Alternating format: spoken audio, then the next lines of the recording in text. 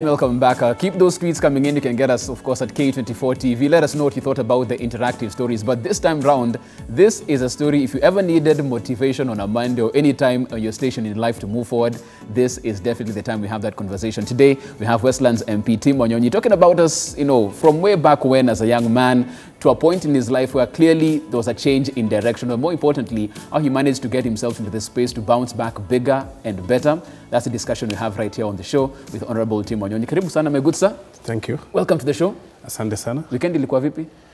It was good.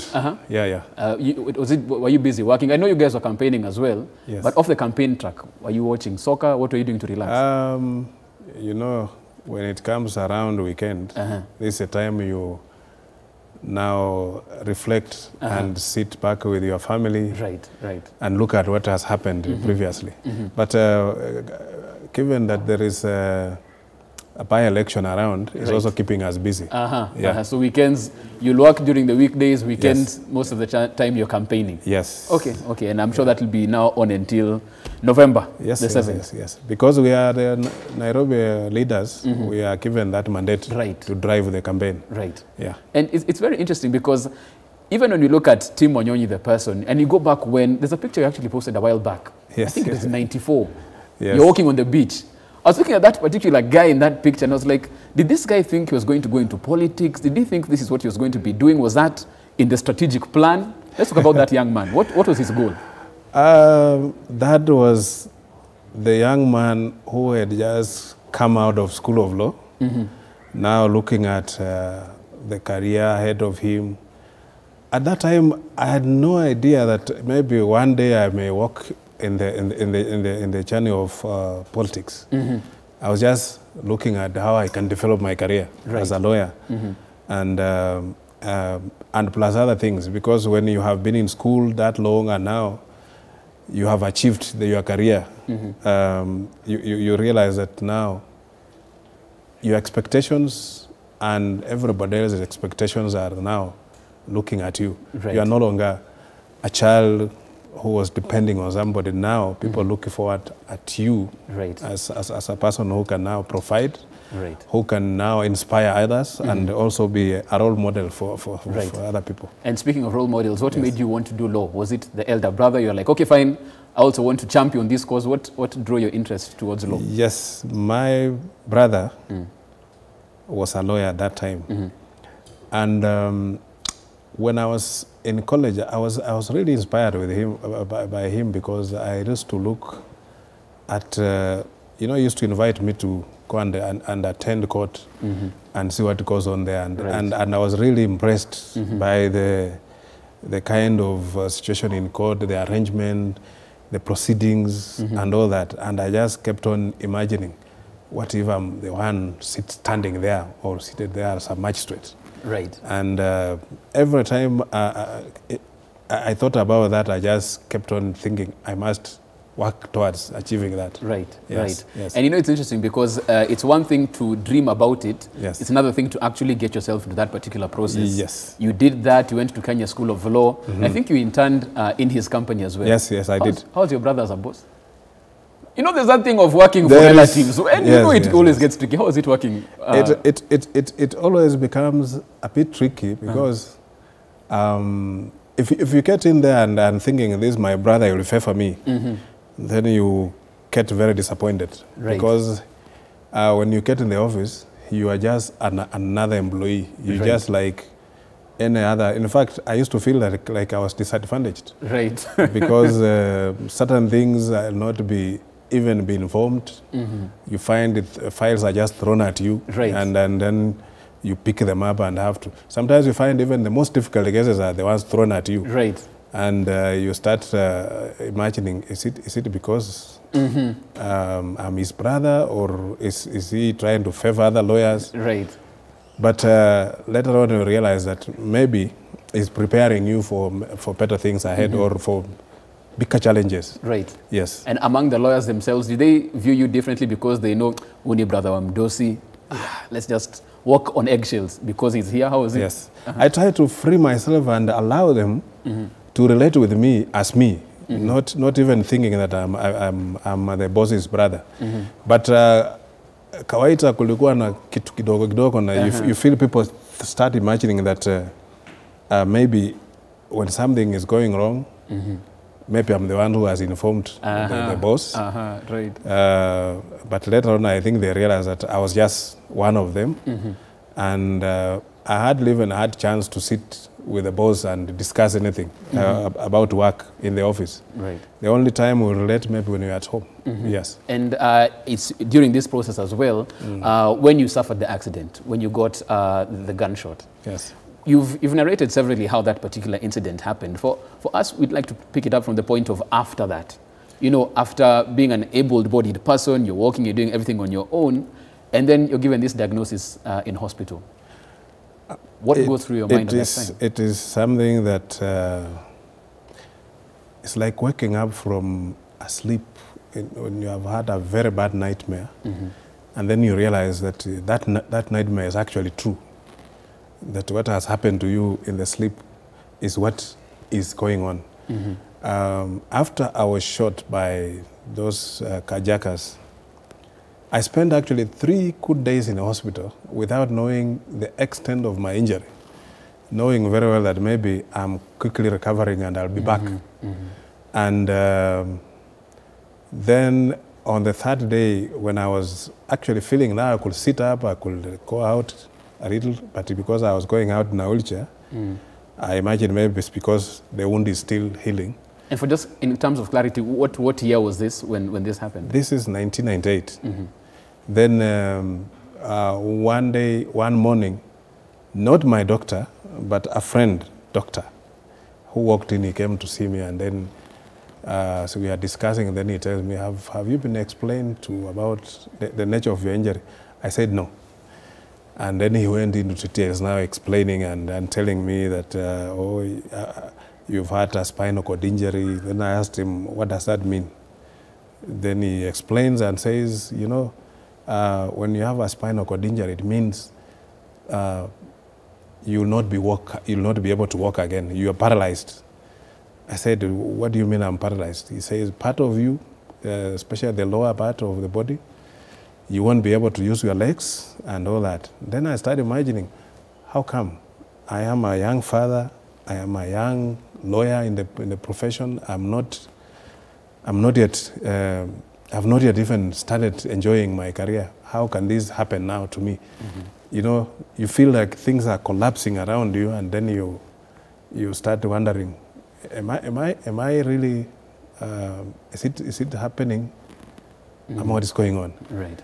But it is a very difficult situation that, if not properly handled, it can drive you into a very dangerous situation. And for you, at that particular point in time, who did you turn to? Because, you know, that's when people get either depressed or, you know, all these issues turn up. Did you go for counseling? How did you get yourself in the frame of mind to push on after, you know, being given that hard news? Actually, I was lucky because I was taken to a very specialized rehabilitation center in Brussels, in Belgium. And out there, I realized that people take, for you to come back to yourself, they take you through a very strenuous process. And they imagine that you are now in a state of denial, or you are in a depression. And most of the time, they will take me for examination of all manner of things. They will examine your internal organs, they examine about your physique, they examine about your mind, and all those kind of things.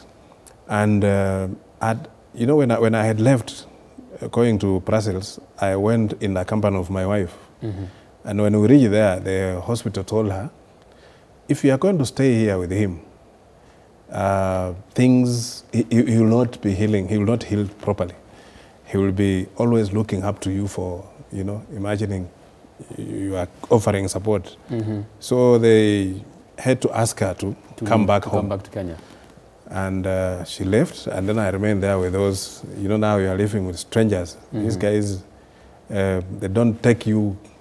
When I arrived there, for example, I was feeling like I'm sick. and I need, you know, people treating you with a lot of care and all that. But these guys were just telling me, stand up, let's go.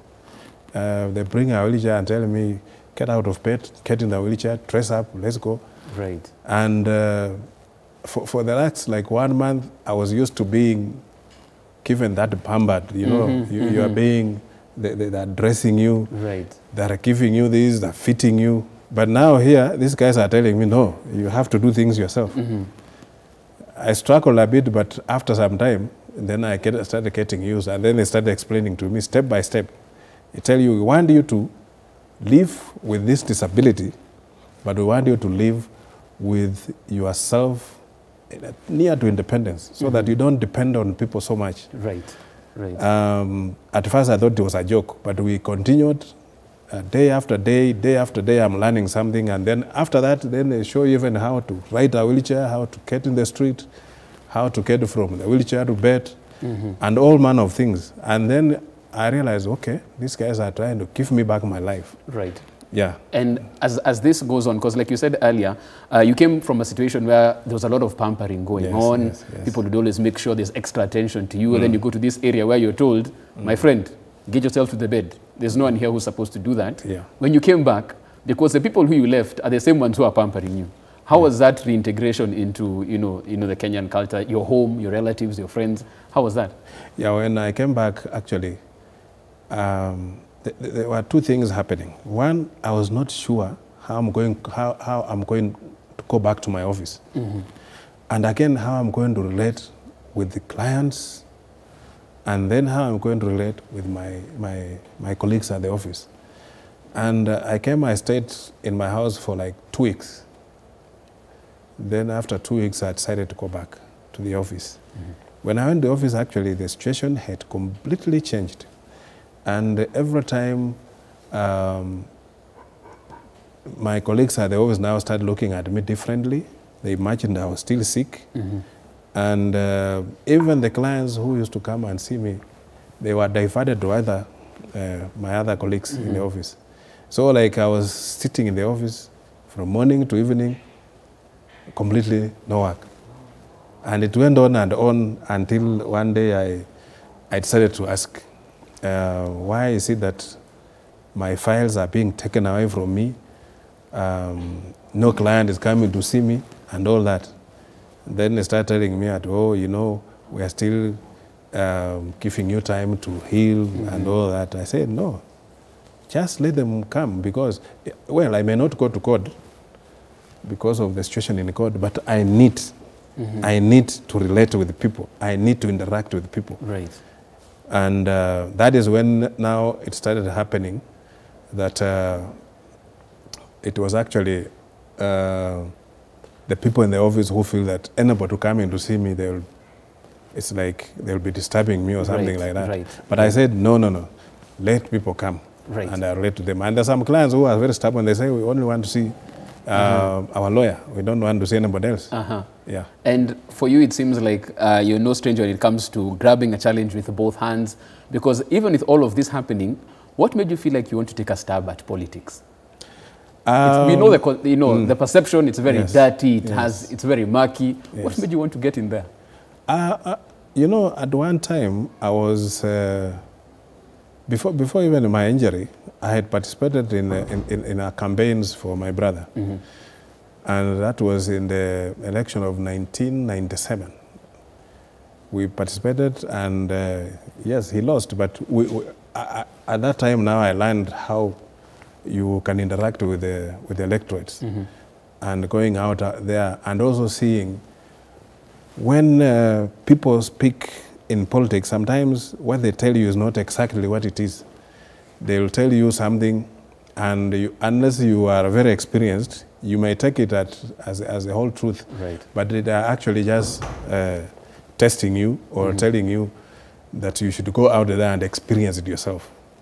And also learn that in politics, you don't depend on people so much, especially those people who are working around you, who are campaigning for you. Some of them, mostly, they will tell you the lies. They will not tell you the whole truth. The ground might be bad, but they don't tell you. But now, come 2007, that's the time I realized the people with disability are not adequately represented in the political arena. Right.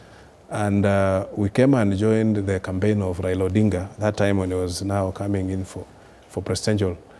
And around his campaign team, the voice of people with disability was missing. But we decided now to engage them and engage the main team and see why can't we bring us in people with disability. And we explained to them the strength of these marginalized groups. And we said we can bring in, imagine, 1 million votes or thereabout. It can provide a swing vote for anybody if we drive it properly. That's when they embraced us, and then we got into the platform. And I was one of the leading campaigners. And even when Raila was launching his presidential campaign, I was one of the people who proposed him at KICC. And that is how now I started realizing coming up on the platform of for politics. Immediately after election, I was nominated to be a councillor at Nairobi City Council. But you decided that that's not enough. You wanted to run for a constituency. And I don't know how you looked at all the constituencies and you went for the one that had a man who had, like we said, a perception larger than life, Fred Gumo. Yes. You looked around and said, this is where I'm going to go. Yes, yes. Why? Of all places. I thought that is an area that I'll fit. Because one, I was staying in Westlands. Number two, I went to school in Westlands, which is Nairobi school. And I was relating much more with the people around Westlands. Although that place is perceived to be a place for the rich, for the internationals, for, you know, people whom you cannot easily even engage. But I said, no, we are going to go in there. We are going to fight it out. We shall go right there. And when I got there, one of the things that confronted me was that, will you manage? Do you know Gumo was doing ABCD? Every time I went, I was reminded. Every time I went, I was reminded. But one day I just told them, no, I'm not coming here to replace Gumo. I'm coming here to support, to represent you, and I'm coming as Team Wanyonyi. I'm not coming as Gumo's, fitting in Gumo's shoes, because I won't fit. And that's how we began to relate on and on. Then they slowly they started now accepting me and realizing that maybe it will be good to have a change, because Gumo had been there for 20 years. They had not seen any other MP. They have, you know, like when remember President Moi, when Moi was there, nobody ever imagined that somebody else can be president of Kenya. So it was the same thing in the Westlands area. So it was like almost the same thing. But we got in, and for like, after even being elected, for the first 2 or 3 years, I was just being reminded about Gumo's functions, Gumo's mandarins, Gumo's union. But slowly they started realizing I have a different style of doing things. I'm not Gumo. Gumo did his bit, now it's me. And you shall do your bit. Yes, and I'll do my bit, and I brought them back to my level. Okay, and we have a couple of pictures that we'll have up on screen as well in different fora. Here you are, of course, championing local soccer, of course, as you can see right there. The right here at the back, you can see it as well. Yes. As you can see there, championing soccer as far as it's concerned. Yes. Let's move on to the next picture. Because as you can see right here, when it comes to this whole aspect of, you know, building grassroots soccer, how is that happening in Westlands? It is. I run tournaments in Westlands. There are people who we organize a tournament every year, and then I bring in young players from all over the constituency, and these are vijana mtaani. Those who come out and play, and not just boys, girls also. Okay. Yeah. What's happening here as well? This is an organization I founded called Kenyan Paraplegic Organization, KPO, which actually deals with issues affecting people with disability, and especially people with spinal cord injury. And here we are doing an advocacy campaign where we get people to see how people with disability live. Right. Yeah. I can see you here with the Wanyama jersey. Are you a Spurs fan or are you like me, a Wanyama fan? Mali atahamia nitahamia na yeye. Loyal only to Victor, not the club. I was actually in England, and then I went to see him. Because there's one Kenyan who is, you know, representing us at a very high level. I went to see him in his house. Then he presented me with a shirt. That a shirt that he used to play in the Champions League. Yes. Have you framed it? I framed it, yes. It's in my house. Uliambia mama, please. But I told him, Wanyama, I support Arsenal. But you play. But when I was about to go there actually to find out which team you support. Yes, yes. Oh, but so he didn't have any problem with that. In fact, even last time when I was there, he told me, we're having a derby. Are you coming? I said, yeah. We also have some TBTs, like I mentioned, the earlier man we've spoken about. There we go. Yes, this is the picture I was talking about. Yes. What has happened? Had you gone, was this a vacation? What was happening in Mombasa? We had just gone to Mombasa for a Christmas vacation. That was in 1994, I think. Yes. I can see right there, you're making sure you're hydrated. Yes. Right? Okay, wow. What that was in college. Pictures never lie. They tell 1,000 words. Was that your scooter? Yes, this was for the photo? Yes, mine. You know, when you were in college, I was actually in college in India. And in India, that is the mode of transport. Right. Yes. So moving from point A to point B, you'd have to have one of these. Yes, yes. Okay, fantastic stuff right there. And here's another photo. That's my grandmother. Yes, that is my grandmother. That is my back the school days. Yeah, I don't remember which exact year, but it's light way back. Amazing stuff. And even as we look back and have a flashback on what was there, even as we wind up, let's talk about the future. What are the future plans for Honorable Wanyonyi in terms of him individually, but also from a political angle? Where do you see both these dimensions going? I think I'm working. I promised myself that I want to serve in Westlands for 2 terms. Right. If I'm given 2 terms, I need to find something else after that. And I've thought and I've reflected on it, and I believe that I can fit in the position of serving Nairobi. So I'm looking at a possibility of me going for the gubernatorial seat. Yes. Okay, so that's quite a big one. But you're no stranger when it comes to such odds. Yeah, we say dare the devil. You know, when you sit back and fearing that this position is too big for me, then you realize that even the other one you're holding was also big. Right. At the time that before you got there. And it's always, if one man can do it, anybody else also can do it. Right. And I realized that when you look at, for example, President Uhuru, when President Uhuru was brought to the limelight by President Moi in 2002, nobody knew Uhuru. Nobody. Uhuru was not known even in the political circles, other than for the 2 years that he had been there through nomination. And then there we had seasoned politicians, very seasoned politicians who have been there with Moi for many years. And Moi is keeping them and going for Uhuru. And then imagining. Even I'm very sure Uhuru must have feared that this Mzee is pushing him too hard.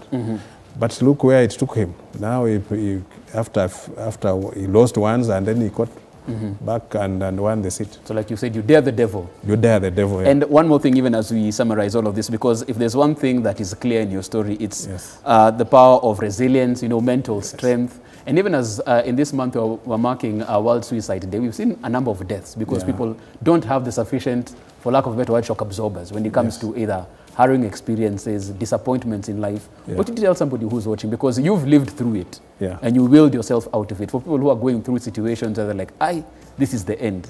Yes. What's your message to them? I think all the time, most of the time, ask yourself one question. What do you live for? You don't live for just one thing. You live for many, many, many other things. And does your life only belong to you? Because whatever you do with your life is going to affect many other people. It's going to affect those people who are closest to you, your loved ones. It's going to affect your friends. It's going to affect the country. It's going to affect the whole world. your life does not belong to you. It belongs to the larger community. Right. And we also live for hope, that you always hope that tomorrow will be better than today. Right. And whatever you want to live for, you must always imagine that maybe I can be in that other position. Right. I can rise. I want to be a great father. I want to be a great whatever. I want to leave something behind that when I'm gone, people can remember me for this. Right. Yeah. Okay, fantastic stuff. We leave it at that. Of course, Honorable Tim Wanyonyi sharing his story. And of course, at the end of the day, you have to have hope. Every single day you wake up, tomorrow will be better than today. So make sure you go out there and make it happen. And like he said, next stop, as far as he's concerned, is the governor's seat as far as the county of Nairobi is concerned. So watch this space. He's proven it before, that even when the odds are stacked against him, he can get it done. And you'll see how this happens, of course, with the next journey as far as he's concerned. Honorable Wanyonyi, thank you so much for your time. Thank you. And of course, when you say that you're a person who believes in hope, if you're a National fan, you have to. Lazima ukwe, as a National fan, that's the only thing you have, hope. No trophies, just hope. Yesterday we were like 2-0. Then we came back and won. You know, that's when you say, yes, everything is possible. Of course, getting up close and personal with Honorable Wanyonyi right here. We're going to take a short break. We're back with plenty more. This is K24 This Morning.